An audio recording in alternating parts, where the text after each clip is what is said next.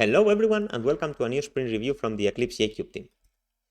Regarding Eclipse JKube, this sprint we provided some minor enhancements and bug fixes, and we also worked on hardening the security of our pipelines. Regarding the Fabric8 Kubernetes Client, we released version 6.4.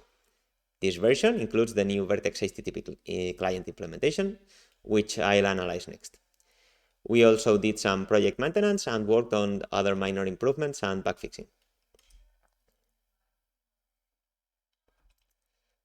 So starting on version 6 of the Kubernetes client, we provided an HTTP abstraction layer that allowed us to provide multiple implementations based on different flavored HTTP clients. In the initial release, we provided an implementation for OkHttp version 3, which is the default, another one for the vanilla JKube HTTP client, and a third version based on Eclipse Jetty. This sprint, we released version 6.4, which includes yet another Java HTTP client implementation, but this time based on Vert.x. This implementation is compatible with Java 8, which makes it a very suitable replacement for the less supported OkHttp client in the midterm. The Vert.x-based client is also a major milestone for Quarkus. Using the Vert.x client means that Quarkus won't need any additional dependencies for OkHttp.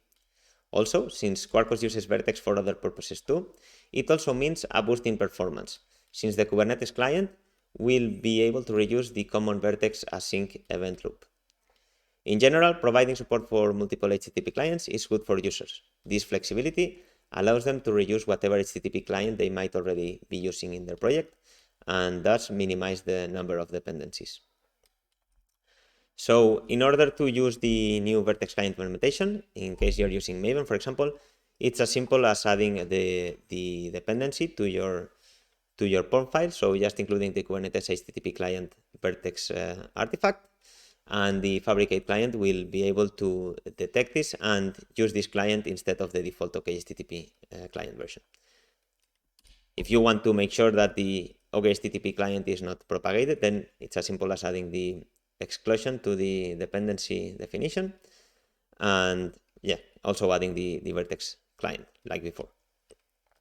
And if, for example, you're using the Kubernetes client in a JBank script, which is super cool in order to create simple scripts to work with Kubernetes, such as to remove a pod or create a namespace or everyday tasks, then again, it's as simple as adding the dependency to the list of dependencies, and the Fabric8 client will choose the Vert.x client instead of the default OkHttp client.